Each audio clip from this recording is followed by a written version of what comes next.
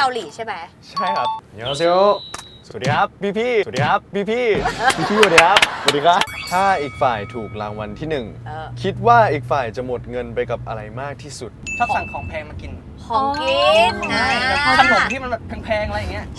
รู้แล้วว่าจะยกป้ายเมื่อไหร่เดี๋ยวแม่ดูแน่เลยเพื่อนเรามี attitude หรือความสัมพันธ์ยังไงกับคุณยงทรงยศสั่งจะเริ่มกลัวพี่ยงว่าสั่งอากงมากกันนะช่วงนี้อากงมากกันนะช่วงนี้แปลว่าอะไรวะอากงบ้างเลย ย้อนกลับไปสมัย 789 เทรนนีมีใครที่ตอนแรกไม่ชอบหน้าแต่สุดท้ายมาเป็นเพื่อนกันบ้างตอนแรกคือกลุ่มที่เทรนมาด้วยกันตั้งแต่ตอนเป็นนาดาวอะครับกลุ่มชื่อแพนเทอร์ใช่ไหมฮะแล้วตอนนั้นไม่เชิงไม่ชอบหรอกนะแต่ว่าเฮ้ยเข้ากันได้หรือเปล่าใครวะ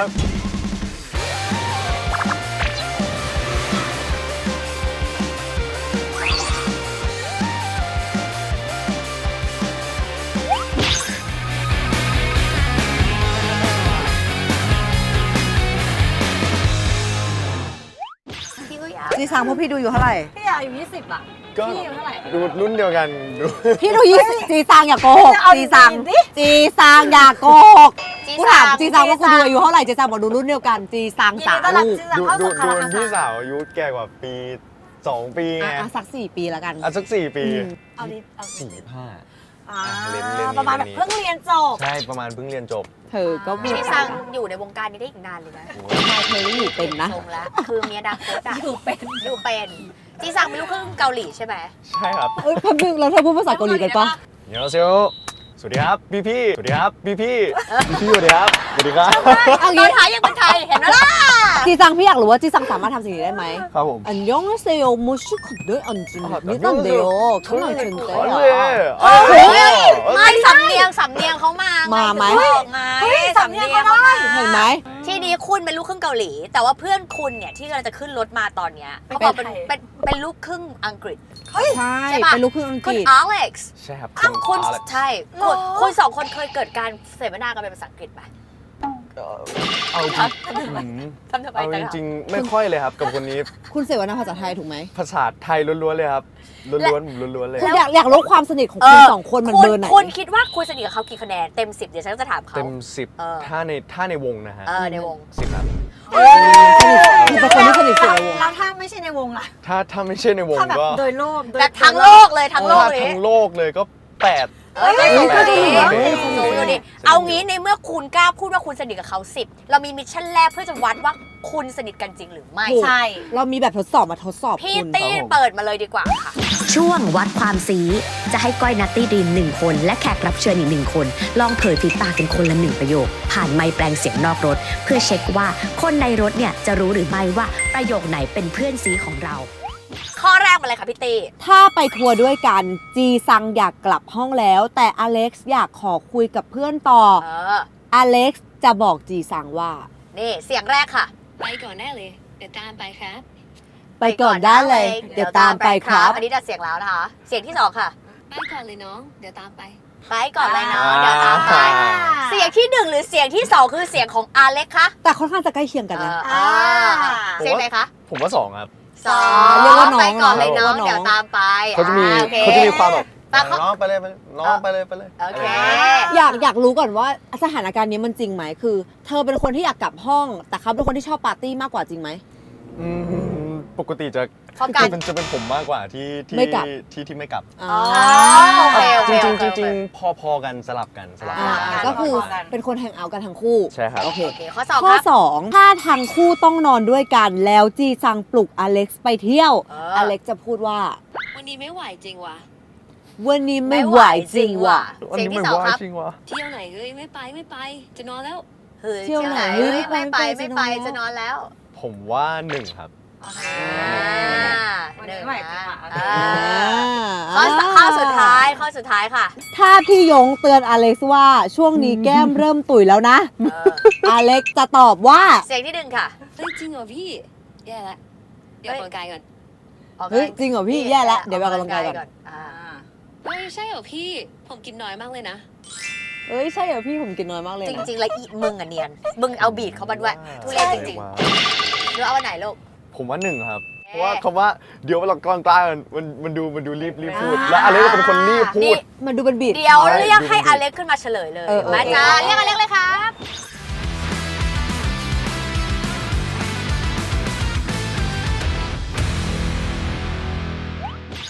สวัสดีครับสวัสดีครับผม ยินดีต้อนรับอเล็กสู่คานาคาซังค่ะ เปิดมาด้วยคำถามนี้เลยดีกว่า ครับผม เขาได้ว่านวาจาไปแล้วว่า เขาสนิทกับคุณ1 ถึง 10 เท่าไหร่ ในวง ในวง ของ Dice เนี่ยเขาบอกคะแนนมาแล้ว ถ้าเอาแค่ในวงนะ ความสนิทของคุณกับเขาเท่าไหร่กี่คะแนน 11 ครับ 11 ครับ ตายแล้ว ผมว่าสนิทมาก คุยน่ารักจังเล ฉัน ย อยาก อะ รู้ว่าเวลาสนิทกันเนี่ย แชร์กันทุกเรื่องไหมแบบว่าเรื่องอะไรที่ คือ รู้ คุ สึ ย กไม่สบายใจหรือว่าอะไรก็ตามอ่ะเราแชร์หมดเลยไหม คือถ้าเป็นผมอะผมแชร์หมดกับอเล็กหมายถึงแบบในวงอะจะเป็นคนที่ผมแชร์เยอะที่สุด อืม ใช่ แล้วอเล็กล่ะ ผมก็แชร์หมดเหมือนกัน อ่า แต่ผมไม่ค่อยมีเรื่องอะไรอยู่แล้วหมายถึงว่า ถูก ใช่ คือเป็นคนสบาย ใช่สบาย ใช่ครับ ๆทีนี้เนี่ยเมื่อกี้เนี้ยมันมีโจทย์ 3 โจทย์ใช่ปะซึ่งคุณจีซังอ่ะได้ตอบคำถามไปแล้ว ซึ่งพี่ก็ยังไม่รู้ว่าจริงหรือไม่จริงถูกหรือไม่ถูก พี่จะให้อเล็กเป็นคนเฉลย ว่าประโยคที่เธอพูดคือคำว่าอะไร ข้อแรกถ้าไปทัวร์ด้วยกันจีซังอยากกลับห้องแต่อเล็กอยากขอคุยกับเพื่อนต่ออเล็กจะบอกจีซังว่า ไปกันเลยเดี๋ยวตามไปครับ คืออันแรกปะ อันแรก ไม่ เอ้ย ใช่ ผิด แล้วประเด็น ดีมเนียนมากอะเนียนมากเนียนมาก เฮ้ยเลิศอะดีม คือดีมมาถามอเล็กซ์ว่าปกติเขาเป็นน้องหรือเป็นพี่นะแล้วบอกว่าเป็นน้อง ใช่ ดีมก็เลยใช้คำว่าน้อง ดูดิ เออ แล้วคือมันเนียน ไอ้ดีม มา เนียน ก ว่ะ เนียนนะ เนียน ช่างนึกว่าถูก ข้อแรกผิดนะคะ ฟัง ข้อที่สอง ผิดไปนะ ค่ะ หนึ่ง ข้อที่สอง ข้อ 2 ถ้าทั้งคู่ต้องนอนด้วยกันแล้วจีซังปลุกอเล็กซ์ไปเที่ยวอเล็กซ์จะตอบว่า ไม่ไหวจริงว่ะ วันนี้ไม่ไหวจริงว่ะกับ เที่ยวไหนเลยไม่ไปจะนอนแล้ว อันที่สอง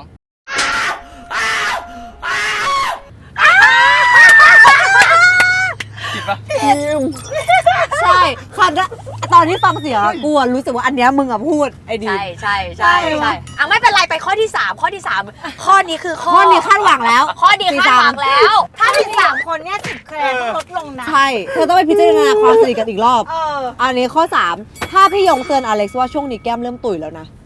อเล็กซ์จะตอบว่า เฮ้ยจริงกับพี่แย่แล้วออกกำลังกายก่อนกับเฮ้ยจริงกับพี่ช่วงนี้กินน้อยมากเลยนะ อันไหน คิดว่าอะไรจะตอบอะไร อันแรก ถูก เฮ้ยถูกข้อเว้ย ตื่นเต้น ไม่ผมว่าข้อเนี้ยที่ถูกเพราะว่า ผม ไม่กิน พูด น้อย ไม่พูดเร็วด้วยตอนท้ายออกกำลังกายก่อน อ๋อโอเค เป็นสปีดพูด ส เขา ปีดเร็วตาม เดี๋ยว ทาง กลาง แต่ เฮ้ย แต่ โอเค ถือว่าเขาเรียกว่าคุณในฐานะเดวิลทำงานได้ดีนะในการจะทำให้แบบว่า ใช่ ทำให้ความสนิทนั้นมันสั่นคลอน แต่ว่าข้อสุดท้ายก็ยังทำได้ก็โอเค ถือว่าโอเคนะคะ เนียนมากเลยนะพี่ตอนแรกอะตอนที่ซังฟังเสียงใช่ปะ เออ 3 เสียงตอนแรกซังคิดในหัวแล้วโอ้ยชิล อ่า ง่ายเลย Help me please โอ้ย3 ใน 3 แน่ๆแต่สรุป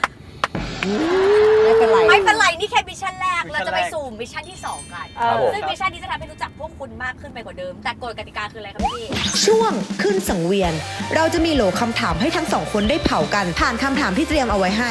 ระหว่างที่ทำการแบทเทิลถ้าต้องการให้อีกฝ่ายหยุดพูด เราสามารถยกป้ายมิวได้ทันที แต่ละคนจะมีสิทธิ์มิวได้คนละ1 ครั้ง ข้อแรกคำถามคือ ถ้าอีกฝ่ายถูกรางวัลที่ เออ 1 คิดว่าอีกฝ่ายจะหมดเงินไปกับอะไรมากที่สุด เผาเขาหน่อยว่าคนนี้เป็นคนใช้เงินด้านไหนที่สุดปะ ปกติผมกับพี่เล็กก็เป็น2 คนในไดท์ที่ประหยัดครับ ใช่ประหยัดมาก อ๋อเหรอ เป็นสองคนที่แบบ งั้นไม่ได้ใครฟุ่มเฟือยดีกว่า อโป อโป อโปเจ เอางี้ก่อนที่คุณจะเผากันอ่ะก็เผาอาปูกับเจเลย ทั้งคู่เลย เออ หมดกับเสื้อผ้ามากที่สุด ใช่ ชีเป็นคนชอบแต่งตัว ชอบ ใช่ชีเป็นคนแต่งตัวเก่งแบบชอบซื้อเสื้อผ้าของมันต้องมีต้องเพิ่มเรื่อยๆ อะไรเงี้ยครับ เอาแล้วถ้าเป็นคุณ2 คนถึงแม้ว่าคุณจะประหยัดก็ตาม แต่ถ้าจะต้องเสียเงินกับอะไรสักอย่างที่เป็นความชอบอ่ะให้ต่อของกัน ให้ต่อของเพื่อน เอ อะ อ คือผมอ่ะคิดว่า เห็นซังอ่ะไม่ค่อยแบบว่าเสียเงินกับเรื่องแบบเสื้อผ้าหรืออะไรมากเท่าไหร่ เออ แต่ว่าชอบกินชอบสั่งของแพงมากิน ของกินนะ ขนมที่มันแบบแพงๆอะไรอย่างเงี้ย เช่น ไม่ ได้ รู้ ไหม รู้ เช่น แล้ว ได้ไหม ว่าจะยกป้ายเมื่อไหร่เดี๋ยวแม่ดูแน่เลย เอางี้ค่าของแพงที่สุดที่ ออ ที่เขาเคยกิน อะไรที่เรารู้สึกว่าเฮ้ยมันกินแบบถึงว่ะ แป๊บนึงหลังหน้าตาจีซังเลิกลั เลิ ก ก มา ลั แบบ บ มากถ้าจีซังไม่ไหวจีซังก็ยกขึ้นมานะคะแต่จะยกข้ออื่นไม่ได้แล้ว พี่ให้ยก แต่ อยาก จะย รู้ กข้ออื่นไม่ได้แล้วนะ แต่ คะ เป็นของกินนะ ของกิน แต่ว่าแพง เออ แบบว่ามันมีช่วงหนึงที่แบบว่าขนมฮิต แบบว่าเป็นไบค์คำเล็กๆอะไรอย่างเงี้ยผมว่าแบบมาทีแบบ300 400อย่างเงี้ย แต่มันเป็นแค่ อุ้ย คำ มันคืออะไรอยากรู้ว่า ผมก็ชอบถ่ายไงแล้วผมก็เห็นว่าแบบมันน่ากินก็เลย เหมือนดิ สั่ ว ง เล มาล ย อง อยากรู้ว่าเป็นตอนที่กัดแล้วก็เข้าไป ใช่ มันเป็นยังไง เหยื่อการ ผม ต ก็ ลา อ ด ยาก เหรอลู รู้ ก เหยื่อการต อ๋อ ลาด ใช่ผมเป็นเหยื่อการต เหยื่อการตลาด ลาดก็เลยสั่งตามตลอดเวลาที่ถ่ายดูครับ อ๋อ แล้วเลยก็จะสังเกต เหยื่อต่อมา แล้วถ้าสลับกันล่ะ คนนี้เขาเสียเงินเรื่องอะไร เพราะสั่งไม่รู้อ่ะ อุ้ยไม่รู้ แต่เดี๋ยวพี่จะรู้แล้วเพราะที่จะถามน้อง เล็ก พวกของติ่งปะ เฮ้ย เอ็นไทเป็น อุ้ย เฮ้ยคุณชอบไทยเป็นเหรอ ใช่ครับ แล้วใช่ไหม แล้วจริง แต่ ว่า ว่าก็เป็นสิ่งที่อาจจะซื้อแต่ว่าไม่ใช่แบบสิ่งหลักที่ผมคิด แสดงว่ามันไม่ใช่สิ่งที่อยู่ใน สิ่งหลัก หัว คืออะไร อะไรงั้นบอกเฉลยเลย บ้านเหรอ รถ มอไซค์ครับ เห็นไหม อ๋อใช่ใช่ใช่ อ๋อคุณชอบขับมอไซค์เหรอ ลืมนึกถึง มอไซค์รุ่นไหน แบบฮาร์เลย์อะไรเงี้ย โอ้ยเหรอ จริงๆอะผมขับมอไซค์อยู่แล้วแบบว่า เอาเหรอ ใช่ เมื่อก่อนเป็นเด็กลำปางไงผมก็แบบ อุ้ยหนุ่มเหนือ ใช่หนุ่มเหนือ แต่ว่าความใฝ่ฝันคืออยากได้ฮาร์เลย์ถูกป่ะ ใช่ อุ๊ยโคตรจะเท่เนาะ แล้วคุณ เนี่ย คุณจีซังเคยนั่งมอเตอร์ไซค์ที่เขาขับไหมครับ ผมไม่เคยนั่งแล้วก็กลัวๆนิดนึง ยังไม่เคยขี่ในกรุงเทพเลยไม่เคยขี่ในกรุงเทพ ขี่แต่ต่างจังหวัด ใช่ เฮ้ยแต่กรุงเทพอันตรายว่ะ ขี่กลับบ้านแล้วก็ขี่อะไรอย่างงี้ อเล็กเวลาขี่ต้องสวมมอไซค์สวมหมวกกันน็อกนะ ครับผมได้ ครับผม ผมสวม เป็นห่วงเป็น เป็น ห่วง ห่วงน้อง เคารพกฎหมายจราจร พูดถึงมอไซค์เมื่อเช้าเขาใส่หมวกนะครับแต่ว่าเขามาร์กหน้าด้วย มัง อ๋อ นะ เมื่อเช้านั่งมอเตอร์ไซค์มากับพี่เหรอ มาร์กหน้าบนมอไซค์ เฮ้ย น่ารักจังเลยอ่ะ สั่งทักมาถามว่าตื่นยังพี่บอกว่าตื่นละกำลังมาร์กหน้าบนมอไซค์อยู่ โอ้ แต่ฉันชอบพูดทักกันตอนเช้า เฮ้ย ด้วยหร ใช่ อ แป๊บนึงขอถามหน่อยว่าอะไรคือจุดที่ทำให้คุณสองคนสนิทกัน มากมากอะไร มากกว่าคนอื่น มันต้องมีเคมีอะไรบางอย่างเนาะ ผมว่าจริง ๆ ตอนแรกก็ไม่ได้สนิทกันหรอกครับหมายถึงบอกว่าตอนเริ่มอะแต่ว่าไปมาพอเราเป็นคนที่แบบ energy คล้ายๆกันด้วยหมายถึงแบบ energy แบบ เห็นที่ซิงค์กัน energy ซิงกันบ่อยแบบไม่รู้ตัวบอก ไม่ ว่า ต้องแบบพยายามอะไรเยอะ ใช่ครับ สบายสบาย ใช่ครับแต่งตัวกันแบบไม่เคยนัดกันเลยแต่ว่าจะมีวันที่ตรงกันบ่อยมาก แล้วก็จะมาชี้หน้ากันแบบ มันซิงค์ใช่ปะ แต่ค่าพลังงานเขาใกล้กันนะ ใช่ค่าพลังงาน ค่าพลังงานใกล้กัน ใช่ครับ แต่น่ารักนะดูส เธอบ าย เธอสองคนเป็นคนจริงๆเป็นคนเงียบๆไหมหรือว่าช็อกกะทิรู้สึกว่า ผ เป็น มว่าเราสองคนน่ะเงียบอยู่ เงียบอยู่ครับ แต่สนิทกันจริงต้องเงียบแล้วไม่อึดอัดนะ ใช่ ใช่ ครับ ใช่ อยากรู้อย่างนี้ดีกว่า อันนี้เป็นคำถามนอกบท ครับผม ไม่ได้อยู่ในนี้พี่อยากรู้ เรารู้ไหมว่าเพื่อนเรากับคุณยงทรงยศเนี่ยเพื่อนเรามี attitude หรือความสัมพันธ์ยังไงกับคุณยงทรงยศ สลับกัน ถ้าของสั่งนะผมว่าหลังๆมาสั่งจะเริ่มเอาแล้วพี่ยงกลัวพี่ยงว่าเรื่องแบบการฟิตหุ่นอะไรอย่างงี้ด้วย แล้วก็แบบเรื่องอินเนอร์อะไรอย่างเงี้ย เขาก็จะมีจุดที่เขาสตริกของเขา ใช่ ใช่ไหม ใช่ใช่ แล้วพี่อเล็กอะลูก ช่วงนี้โดนจี้บ่อยไง คำพูดอะไรที่พี่ยงมักจะพูดกับจีซังบ่อย สั่งอากงมากกันนะช่วงนี้อากงมากกันนะช่วงนี้ ๆ แปลว่าอะไรวะอากงบ้างเลย หลังคอม อ๋อเหรอ ใช่ครับ อากงมากพี่ยง โอ้ย เฮ้ยแต่ก็เป็นคำที่แบบรู้สึกว่า ก็เป็น เข้าใจนะ คือเห็นภาพอะอากง คือเขาอยากให้เราแบบว่าหลังตรงสง่างามอะไร ใช่ อย่างเงี้ยเนาะ ใช่บุคลิก เออ เราถ้าเป็นพี่อเล็กอะ คือมันจะมีช่วงหนึ่งที่เขาไปดำน้ำกัน แต่ผมมาเดาไว้แล้วว่าทริปนั้นอ่ะจะต้องกินแซ่บแน่นอนเพราะว่าพี่ยงเลี้ยงอาหารแล้วแบบเราลงไปดำน้ำมันก็เหนื่อยใช่ไหม ใช่ เหนื่อยขึ้นมาก็ต้องแบบซัดเขาเป็นนักกินอยู่แล้วเนี่ยเขาต้องกินเยอะเขาไม่ชอบเห็นของเหลือด้วยเขาเลยจบก็มาพี่ยงก็เลยทักเลยว่าพี่เล็กบวมขึ้นนะ เขาก็จะพูดตรงๆอะนะ ใช่ครับเขาเป็นคนพูดตรง เขาก็จะให้เราดูแลตัวเองนั่นแหละเนาะเพราะว่าเราศิลปินเราต้องใช้ร่างกาย ๆจริงเหรอพี่เอาแล้วแย่แล้วก็แบบเช็คตัวเองว่า แย่แล้วใครจะคิดก็พูดเหมือนในนั้นเลย ใช่ใช่ แย่แล้วออกกำลังกายละ แย่แล้วไม่ออกกำลังกายก่อน ฝึกร่างกายก่อน แล้วคือจริง ๆ แล้วเขาเป็นคนที่แบบกลัวพี่ยงไหมหรือว่าเป็นคนที่ติดดื้อหรือว่าเขายังไงกับพี่ยง ถ้าติดดื้อผมก็ต้อง เอาเธอดื้อกว่า ดื้อกว่า ผม ดื้อกว่า ผมดื้อ นี่ แต่ เขาเด็ก ว่า สายเด็กดีเหรอ ถ้าเขาเป็นเด็กดีเขาเป็นเด็กที่พี่ยงเอ็นดูเขาเอ็นดูประมาณหนึ่งเอ็นดูประ ใช่ มาณหนึ่ง แต่พี่ยงเขา เป็ จะ นเด็ก มี บอกแบ็ก เอ็น เด็ ดู กมองแป๊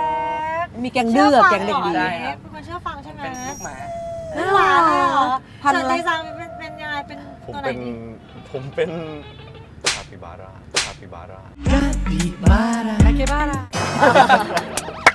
คาปิบาร่าก็ยังไม่ได้นักก็ยัง คาปิบาร่ามันจะ มี นิ่ ชีวิต ง ของ ๆ ตัวเองมีชีวิตของตัวเอง แต่มัน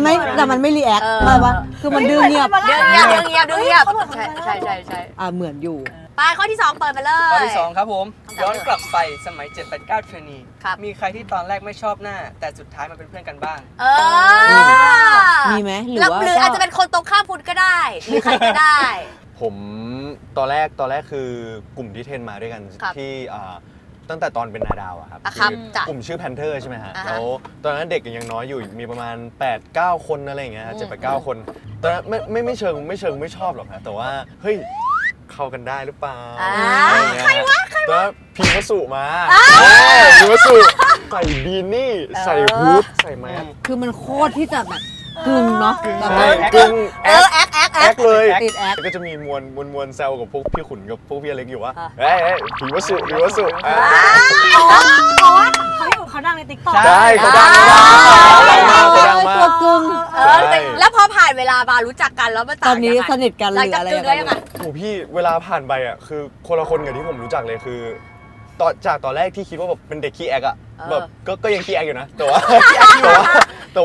เพิ่งรู้ว่าแบบจริง ๆ แล้วอ่ะมันเป็นเด็กที่เป็นยักษ์จิ๋วอ่ะ อ๋อใช่เป็นน้องเล็กเนาะ ใช่มันเป็นน้องเล็กมันน่ารัก แล้วก็เป็นเด็กที่จริงใจมากๆที่ เด็กตายเด็กตายนะ ใช่เด็กตายเด็กตาย แต่พิมพ์น่ารั อ่าก เคยเจอมันจริง น่ารัก ๆ น่ารักพี่อเล็กมีไหม มีไหม คนที่ มีไหม เราเอ้ยเข้ากับเราได้ปีว่า อืม เหม็นว่ะ ถ้าของผมนึกไวๆน่าจะคอปเปอร์ฮะ เฮ้ยยังไงทำไมอ่ะ ไม่คือคอปเปอร์อะมาคนสุดท้ายเลย เออ ใช่แล้วก็แบบว่าเฮ้ยคอปเปอร์เหรอวะมันเพิ่งผ่านรายการเดอะสตาร์มานี่ ใช่ มันจะโกงมั้งวะมันแบบว่าได้เปรียบกับเราปะวะ ฟิลแต้มต่อ มันคือแบบเฮ้ยทำไมอ่ะ ทำไม เฮ้ยแสบปะวะ แบบ แล้วมันยังไงแล้วมันยังไงมันผ่านเวลามาแล้วมันยังไง ผ่านเวลามาก็เฮ้ยเป็นเด็กน่ารักครับผม ใช่ คือคอปเปอร์ก็น่าจะฟีลคล้ายๆพีมอะ เป็นเด็กจริงใจแล้วก็แบบ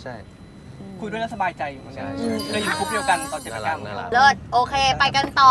ข้อที่ 3 ครับไปเลย อยากเห็นคนใน Dice ทำคอลแลบกับทีป๊อปคนไหน ขอ คนละเอามาคนละคน เอาคนละคนแล้วขอตัวเองด้วยได้ไหมสมมติว่าเรา1 คนได้ สม เจ ม อ ติ กับ เธอจะมี T-pop เพลงเดี่ยวเนาะ ใช่ สมมติมีเพลงเดี่ยว แต่ว่า จะ ต้องไปคอลแลบ ใคร อืม กับใครดี ถ้าของผมอะของเพื่อนผมว่า อยากเห็นกับโฟฟิชเชอริงกับโฟอีฟครับ อ้าวจริงๆโอเคนะเนาะเพราะเวลาเขาถือพัดอะไรกันเนาะ ใช่ ใช่อ่ะ เข้าใจ ถ้าเป็นผมอ่ะผมอยากเห็นออโต้ เอาโต้ ฟีเจอริ่งกับแอดลาสครับ เอาโต้แอนลาแบบเต้นนี่ไปด้วยกันเนาะ จริงๆน้องเป็นเอลิทตั้งแต่ตอนสมัยเทนนีเลย ชอบติดตามแอดลาสมานานมาก แล้วก็ล่าสุดเพิ่ง น่าจะเข้ากัน ใช่ครับเพิ่งมีโชว์คอลแลบกับแอดลาสไปแล้วก็น่าจะทำให้น้องใจฟูมา โอ้ยน่ารัก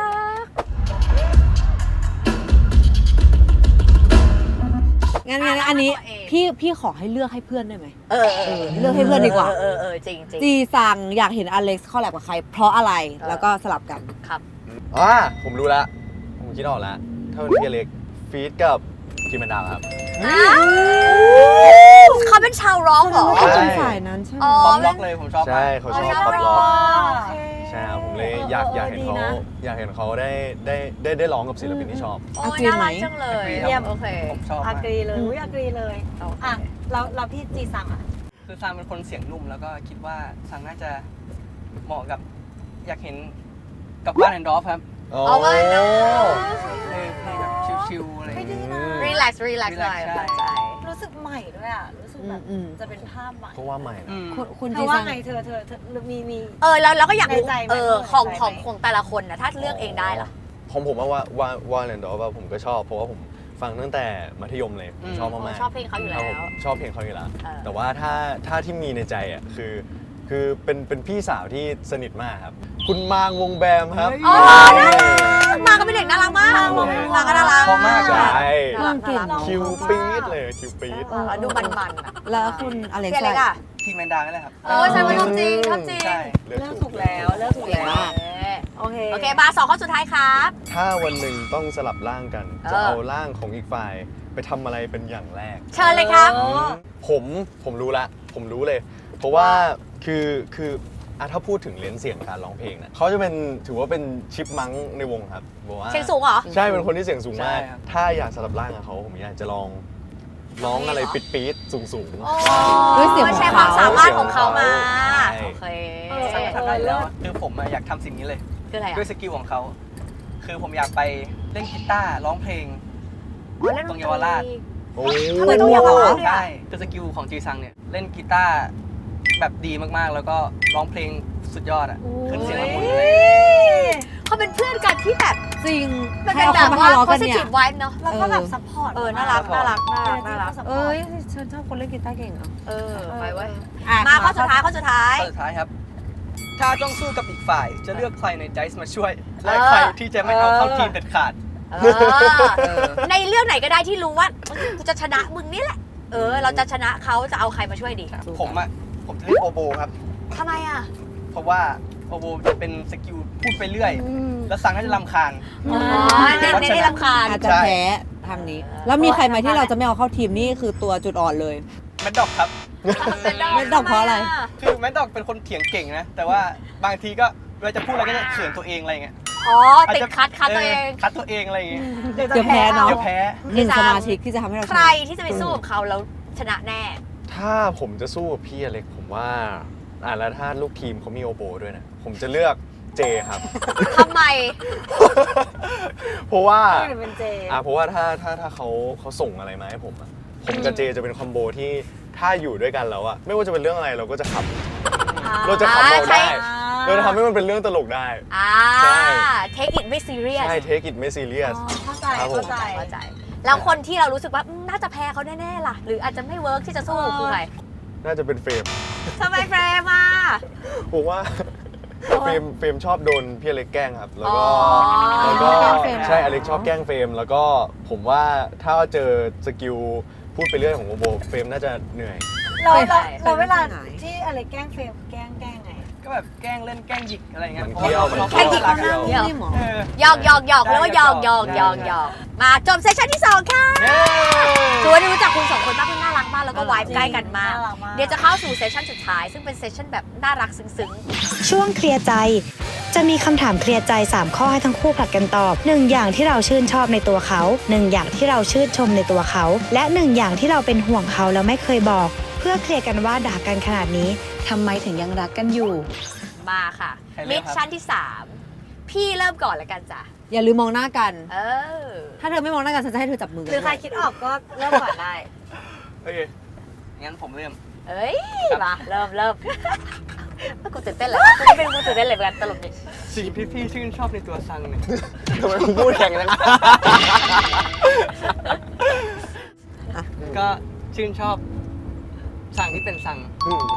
ตัดสโลติ๊กต็อกว่ะ อาจจะตั้งแต่วันแรกที่เราเจอกันผ่านซูมหรืออะไรสักอย่างอะก็รู้สึกว่าก็ดูเป็นเด็กที่น่ารักดี แล้วก็น่าจะเข้ากันได้ ก็ยังชื่นชอบในสิ่งนั้นอยู่ ชื่นชอบในความที่แบบเป็นเด็กน่ารักแบบนี้ แล้วก็มีอะไรก็คุยกันได้แบบตลอด น่ารักครับพี่สั่งครับ คุณ ตาม จี พี่สั่ง จ้ะ ครับ ผมเนี่ยชื่นชอบที่คุณเป็นคนยิ้มเก่ง ใช่คือถึงในสถานการณ์หลายๆสถานการณ์คุณจะยิ้มเพื่อแก้สถานการณ์ แต่ว่ารอยยิ้มคุณมันแบบว่าฮิวใจหลายคนได้เยอะมากๆ แล้วก็การที่คุณบอกว่าให้คนอื่นบ่อย แล้วก็บอกว่าอยู่ข้างๆคนอื่นบ่อยแบบทุกคนเฮ้ยน้ำตาคลอนะ ไม่ เฮ้ย คุณเจ๋งมาก โอ้ยน่ารักคุณสองคนน่ารักจังเลยว่ะ ต่อไปชื่นชม ชื่นชม appreciate ในเรื่องไหนครับ อยากชื่นชมซังแต่ว่าซังเป็นเด็กที่เก่งมากๆคนหนึ่งเลย ที่แบบรู้จักมาแล้วก็รู้สึกว่าสกิลตัวเนี้ยของซังสามารถไปต่อได้เรื่อยๆการเป็นโปรดิวเซอร์หรืออะไรอย่างเงี้ยแบบเห็นสิ่งนั้นในตัวซังมากๆก็คิดว่าซังเหมาะกับสิ่งนี้มากๆอยากให้แบบไปต่อเรื่อยๆแล้วก็ไม่อยากให้ยอมแพ้กับเส้นทางนี้เลย โอ้ครับพี่สั่ง ทำไมมันซึ้งจังวะ เดียวน่ารัก ซึ้งจังวะอยากชื่นชมพี่อเล็กเรื่องความพยายามครับ เพราะว่าผมก็เห็นมาตลอดตั้งแต่บอกว่าเราอยู่ด้วยกันตั้งแต่แรกผมว่าก็เห็นพี่เขาพยายามมากกว่าใครในหลาย ๆ ด้าน มันก็มีเรื่องบอกว่าที่ยังตามคนอื่นไม่ทันต้องพยายามแล้วผมก็เฝ้าดูพี่เติบโตไปเรื่อย ๆ กับซังในวงนี้ แล้วก็ขอให้เราเฟี้ยวขึ้นในอนาคต แล้วก็สู้ไปด้วยกันพยายามไปด้วยกันครับผม โอ้น่ารักอ่ะน่ารักว่ะ สุดท้าย เป็นห่วงอะไรกัน เป็นห่วงอะไร เป็นห่วงอะไรกัน หรืออยากบอกอะไรเขาเป็นพิเศษไหม ผมรู้แล้ว ถ้าเป็นผม ผมก็รู้แล้วเหมือนกัน โอเค ผมเป็นห่วงเรื่องที่เขาให้คนอื่นเยอะมั้งน่าจะใช่อะบอกว่าการที่เขาแบบให้คนอื่นเยอะมากกว่าให้ตัวเอง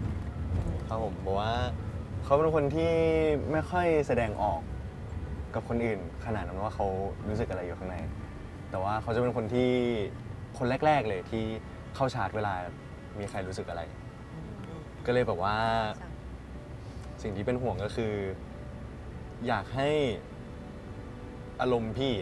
ไม่ว่าจะเป็นอารมณ์อะไรก็ตาม เป็นที่รับรู้ให้กับแบบไดซ์มากยิ่งขึ้นแต่ว่าเชื่อว่าทุกคนก็แฮปปี้รวมถึงซัง น่ารักจังเลย น่ารักมากเลยอ่ะ อ่ะถ้าเป็นพี่ว่า เป็นห่วงเรื่องอารมณ์ช่วงนี้ไม่อยากให้แบบท้อเลยอืม น่ารักมาก ขอสุดท้ายได้ไหมพี่ว่าแบบ คือต้องยอมรับว่าไดซ์ก็การอยู่ในวงการทีป๊อปนะพวกเราทุกคนที่อยู่ในวงการบันเทิงเราทุกคนมีเรื่องที่มันต้องแบบพยายามสตรักเกิลในรูปแบบของตัวเอง สมมติเพื่อนไดซ์ได้นั่งดูอยู่ด้วยกันคิดว่าเราอยากบอกอะไรเขาทั้งสองคนช่วยกันบอกกันหน่อย ถ้าในช่วงนี้เนี่ยของผมน่าจะแบบว่า ผมพูดบ่อยว่า อยากเห็นได้สำเร็จจริง ๆ เพราะว่ามันเป็นสิ่งแรกในชีวิตเลยที่แบบ ผมทำเป็นชิ้นเป็นอันจริงๆอะก็อยากบอกเพื่อนๆได้ว่า อย่าปล่อยมือกันนะ อยากให้จับมือสู้ไปด้วยกัน ค่ะพี่สังค่ะ เด็กๆพี่สมผลเก่งมากลู ขอบคุ ก ณครับ ทุกคนเก่งมาก จังพี่สังครับ ให้จีซังบอกเพื่อน ถ้าเป็นของผมพี่เล็กพูดเรื่องสปอร์ตกันไปแล้ว แต่ว่าถ้าเป็นผมน่าจะพูดเรื่องอารมณ์ช่วงนี้เหมือนพี่เล็กเหมือนกันแบบว่าผมอยากบอกทุกคนว่าไม่อยากให้ทุกคนกดดันหรือว่าไม่อยากให้ทุกคนเพรสเชอร์ตัวเองแบบมากขนาดนั้น แล้วก็อยากให้ทุกคนยังสนุกแล้วก็ยังรักกับสิ่งที่ตัวเองทำแบบว่าไปเรื่อยๆไม่ว่ามันจะเป็นยังไงคือไม่ต้องเก่งกว่าใครไม่ต้องแบบขึ้นไปสูงมากกว่าใครแบบแค่พวกเราแบบเก่งกว่าตัวเองแบบในอดีตมันก็แบบเจ๋งมากๆแล้วก็เลยอยากปุทุกคนสู้ไปด้วยกันสักวันเราจะทำได้ ๆทำได้แน่นอนเธอทำได้แน่นอน คือสองคนไอ้นี่มากเลยว่ะพลังงานมันแบบนวลมากเลยอะ ใช่ ในความเป็นแบบเด็กผู้ชายด้วย แล้วก็ อะ จริงใจ จริงใจมากน่ารักมาก ทุกคนไปติดตามไดซ์กันด้วยแล้วติดตามน้องๆสองคนกันด้วยนะคะ ผลงานที่บอกว่ากำลังจะออกมาช่วงนี้คืออะไรอ่ะเล่า คื สิ อ เธอ ผลงานพวกเราอันนี้คือใหม่มากๆเลยครับบอกว่าจาก 10 คนพวกเราแยกเป็นยูนิตเป็นครั้งแรกครับ โอเค Dice Blue กับ Dice Red โอเค แล้วเป็นตาของ Dice Blue ก่อนก็คือกลุ่มของผมบอกว่ามี โอเค 5 คนมีเจอเล็กโอโบชีตจีซังครับผมบอกว่าเป็นซิงเกิลที่ 4 ในอัลบั้ม 2 ของ Dice ครับ แล้วก็เป็นซิงเกิลแรกของพวกเรา Dice Blue ชื่อเพลงลองกอดครับ ลอง Smoke ก่อน เราเป็นแก๊งแบบเพลงฟังอ่ะ เป็นแก๊งบอกว่า โอเค ใช่เป็นแก๊งเย็น เย็น ๆคู เพลงช้าปะ ก็จะคือตะกี้ป้าก็ให้ ใช่เพลงเมื่อกี้เลยครับ ตะกี้เรามีการเล่นทิกตอกแล้วเดี๋ยว ใช่ ไปดูไปเล่นทิกตอกตามเรากันด้วยนะคะ เลย ขอบคุณครับ นะคะฝากน้องๆด้วยค่ะทุกคนคิดว่าแบบว่าผลงานของน้องๆจะต้องทัชใจใครหลายๆคนแน่นอนแล้วฝาก ทุกช่องทางสตรีมมิ่งใช่ไหม ใช่ครับ ทุก อ๋อ ช่องทางสตรีมมิ่งแล้วก็ทุกช่องทางของ Dice Blue เลยครับ โอเค ครับผมขอฝากอีกอย่างหนึงครับ ครับ กำลังจะมีแฟนคอนครับผม Dice the Entertainer The First Thailand Fan Con Tour ครับ ครับ ซึ่งอันนี้คือทั้งวง ทั้งวงครั ทั้ บ งวงรวมกัน จริงๆ กดบัตรได้แล้วครับ ที่ Off Ticket แล้วก็ Counter Service เย้ เรามีแบบ4ภาคเลย มี 4 ภาค ไป4 ภาคเล ใช่ ย มีพิษโลก เชียงใหม่ โคราช แล้วก็หาดใหญ่ครับ โอเค โอเค กดบัตรกันด้วยนะคะทุกคนเลยไปเจอน้องๆกัน โอเคครับฝากนะคะทั้งสองคนสุดท้ายจะพูดว่าคาราคาซังขึ้นรถมาจะพาไปไหนมี 3 ช้อย จับมือกอดหอมแก้ม คุณต้องเลือกให้เหมื เรื่ อ อง น อ กั ย่าง น เงี้ยรู้ว่าตรงกันไหม ถ้าไม่ตรงต้องทำบางอย่างที่พวกพี่บอกลองดูนะ เดี๋ยวพี่ส่งให้คาราคาซังขึ้นรถมาจะพาไป กด กด กด ตาม แต่ว่ากอดกันหน่อยหนึ่งทีกอดหน่อยหนึ่งทีน่ารักโอเคฝากน้องๆด้วยนะคะทุกคนฝากใจด้วยนะคะ ขอบคุณครับ เจอกันใหม่ค่ะ กดไลค์กดแชร์กด subscribe ค่ะ Let's go